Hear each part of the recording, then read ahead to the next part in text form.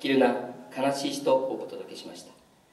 さて、先ほど紹介いたしました南アメリカの三大祭りに戻りたいと思います。一つはインカの祭りインティライミですが、もう一つはというと皆さんご存知のブラジルリオデジャネイロで開かれるリオのカーニバルです。そして最後の一つがボリビアのオルーロという町で行われるオルーロのカーニバルというお祭りです。このお祭り、先住民の文化やスペイン植民地時代の記憶に基づくボリビア国内の伝統的な踊りを多く見ることができることで、世界の無形民族遺産にも登録されておりますけれども、一方で悪魔、スペイン語でディアブロが主役になっているお祭りとしても有名です。なんで悪魔がお祭りの主役なのと思う方もいらっしゃるかもしれません。その起源についてちょっとお話をしたいと思います。コロンブスの新大陸発見後、西洋人は先を競って新大陸に進出しましたが、この目的は2つありました。まず1つ目は土地や金銀などを手に入れて個人としてまた国として豊かになることでした。このような中でボリビアのポトシ銀山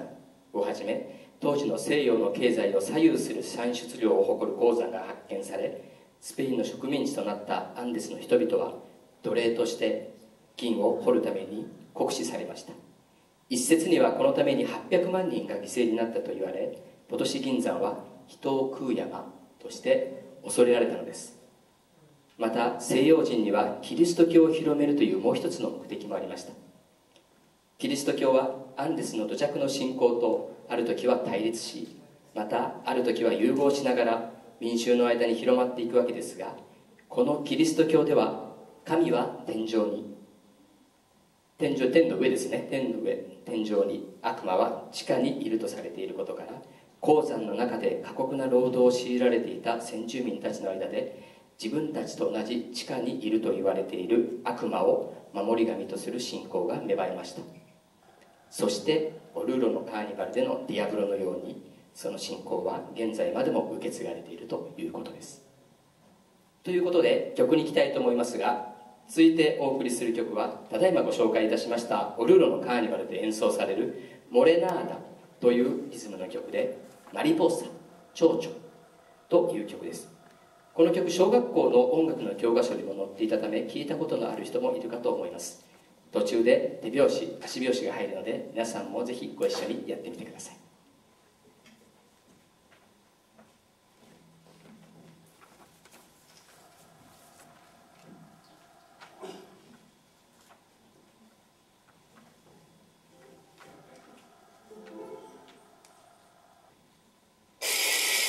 La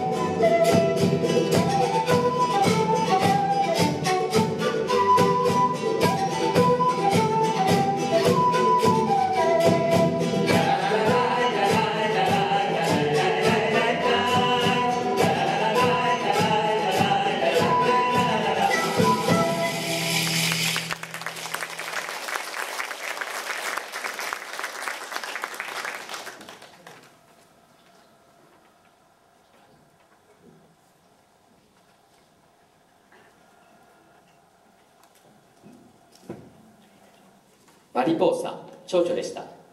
なおですね、今の曲の中で登場した特徴的な楽器、マトラカを見せていただければと。マトラカを、この楽器、マトラカという楽器なんですけれども、このモレナーダというリズムだけで使われているものです。ちょっと音を鳴らしてもらえますか。かなり熟練が必要とする楽器なんですけれども、はい。で、この音実はですね、奴隷として働かされていた当時の先住民の人々につけられていた鎖の音、これがそのルーツになっているということです。こういうところにもですね、歴史に基づいたフォルクロールの民族楽器の特徴というのは見て取ることができると思います。ありがとうございました。さて、フォルクローレ、ラテンアメリカの歴史を語る上でもう一つ忘れてはならないのはこちら、アフリカから連れてこられた黒人の人々です。黒人の人々というと北米やブラジルなどに奴隷として連れてこられたというイメージがありますが、このアンデス地方でも先住民の人々が金山を掘るために働かされ、激減した代わりに奴隷として連れてこられ、過酷な労働を強いられました。歴史としては埋もれてしまいがちな話なんですけれども、一方で彼らの伝えたリズムや楽器など、これらは土着の民族音楽であるフォルクローレとも融合し、フォルクローレという音楽をさらに奥深いものにしております。次にお送りする曲は黒人の人々が伝えたリズムによる一曲です。サヤカポロアレスというこのリズム、現代ではおしゃれな振り付けの踊りとともにボリビアで大変に人気のあるリズムにもなっています。またこの曲、一昔に流行りましたランバダという曲、ご存知の方もいらっしゃるかと思いますが、この原曲でもありますヨランド・セフェ、泣きながらお聴きください。